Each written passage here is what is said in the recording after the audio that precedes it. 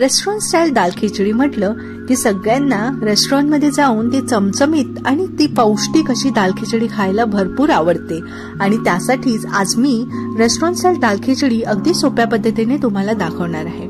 नमस्कार, मी अश्विनी तुम्हा सर्वांचं माझ्या चॅनलवर खूप खूप स्वागत करते। रेस्टॉरंट स्टाईल दाल खिचडी करण्यासाठी आपल्याला 1.5 कप मूग डाळ आणि अर्धा कप तूर डाळ लागणार आहे। ही जी डाळ आहे ती आपल्याला पाण्याने 2-3 वेळा स्वच्छ धुवून ती अर्धा तासासाठी भिजत ठेवायची आहे आणि नंतर ती आपल्याला एका कुकरमध्ये काढून घ्यायची आहे। कुकरमध्ये डाळ आहे त्याच्या दुप्पट आपल्याला पाणी घालायचं आहे आणि डाळीचं पाणी कुकरमधून बाहेर नको यायला म्हणून आपल्याला त्यात 1 चम्मच तूप किंवा 1 चम्मच तेल ऍड करायचं आहे।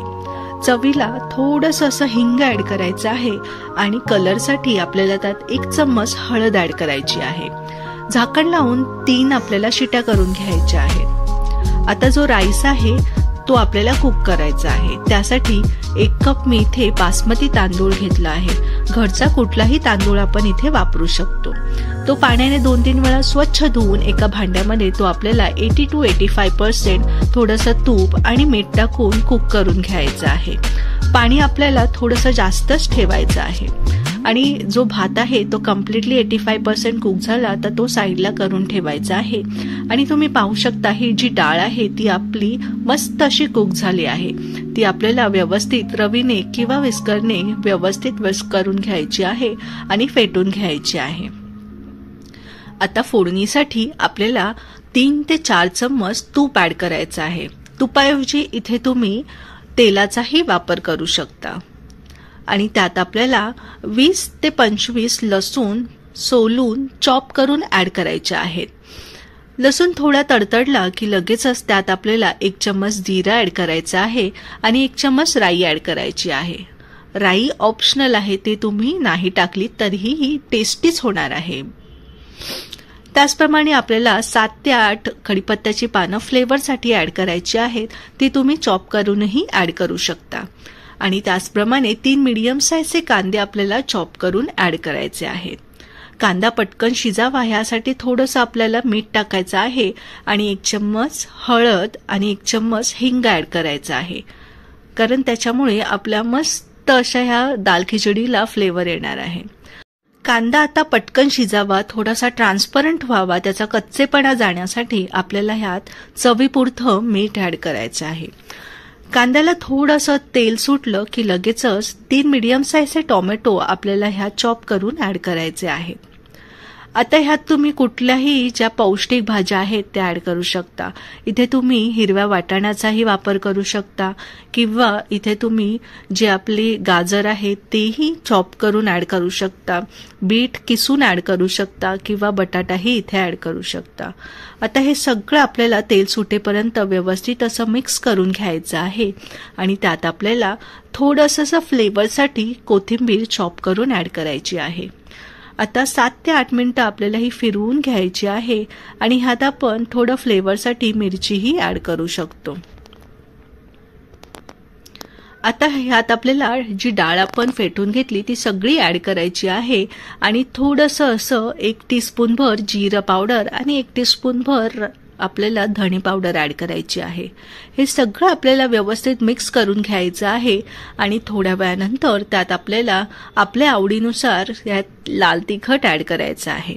लाल तिखट नाही घालायचं असेल तर तुम्ही इथे मिरचीचाही वापर करू शकता। 2 ते 3 हिरव्या मिरच्या तुम्ही इथे वापरू शकता। लाल तिखट घातल्यानंतर आपण ह्यात थोडंसं असं पाणी ऍड करून त्याला 1 ते 2 उकळ आणायची आहे। मस्त अशी उकळ आल्यानंतर आपल्याला ह्यात जो राईस आपण कुक करून घेतला तो सगळा ह्यात ऍड करून घ्यायचा आहे आणि ह्याला व्यवस्थित कम्प्लिटली आपल्याला शिजवून घ्यायचा आहे। हा जो राईस आहे तो कम्प्लिटली शिजला पाहिजे, कारण आपण 85% तो ऑलरेडी कुक केला आहे, तर आता फक्त 15 ते 20% आपल्याला अजून कुक करावा लागेल। आता ह्यात आपल्याला जर मीठ कमी असेल तर थोडंसं मीठ वाढवायचं आहे आणि झाकण ठेवून त्याला एक वाफ काढून घ्यायची आहे। आता आपण ह्याला तडका देणार आहोत। तडक्याऐवजी तुम्ही कोळशाचीही फोडणी इथे देऊ शकता। कोळशाचा जो स्मोक आहे तो दिला की ही जी दाल खिचडी आहे ती अगदी टेस्टी होणार आहे। आता ह्यात मी 2 टीस्पून तूप ऍड केलं आहे आणि त्याचप्रमाणे 1 टीस्पून भर जिरा ऍड केला आहे. जिऱ्याऐवजी तुम्ही इथे कढीपत्त्याचा वापर करू शकता. आणि त्याचप्रमाणे थोडेसे असे लसूण चॉप करून ऍड केले आहेत. जवळपास 10 ते 12 लसूण मी चॉप करून ऍड केले आहेत आणि अर्धा टीस्पून भर मी इथे लाल तिखट ऍड केलं आहे. आता थोडंसं असं मस्त मिक्स झालं आणि थोडंसं लालसर झालं की लगेचच जी दाल खिचडी आपण शिजायला ठेवली होती त्यावर आपल्याला हा तडका पेरून घ्यायचा आहे आणि पुन्हा आपल्याला झाकण ठेवून जवळपास 5 मिनिटासाठी अजून शिजवून घ्यायचं आहे. गॅसची जी फ्लेम आहे ती आपण मीडियमच करून घेणार आहोत आणि झाकण काढून पुन्हा हे सगळा जो तडका आहे तो व्यवस्थित मिक्स करून आपल्याला त्यात कोथिंबीर शिंपडायची आहे. कोथिंबीर टाकून हे सगळं पुन्हा आपल्याला मिक्स करून घ्यायचं आहे आणि पुन्हा आपल्याला जवळपास 4 ते 5 मिनिटासाठी ही दाल खिचडी वाफेवर शिजवायला द्यायची आहे. मस्त ही दाल खिचडी खायला तेवढीच टेस्टी लागणार आहे आणि जेव्हा आपण सर्व्ह करतो त्याच्यावर आपल्याला थोडंसं असं तूप आपल्याला पेरून द्यायचं आहे जेणेकरून ह्या दाल खिचडीला मस्त असा फ्रेग्रन्स येईल आणि टेस्टी लागेल. आणि ही जी दाल खिचडी आहे ती सर्व्ह करताना त्याच्याबरोबर कांदा, दही, ताक, लोणचं, पापड, लिंबू, थोडंसं मीठ आणि सलाड बरोबर ती खाताना अगदी टेस्टी लागणार आहे. सर्व्ह करताना त्याच्यावर थोडंसं असं तडका, तूप आणि लिंबू पिळून द्यावं. पौष्टिक अशी ही दाल खिचडी तुम्ही नक्कीच तुमच्या घरी ट्राय करा.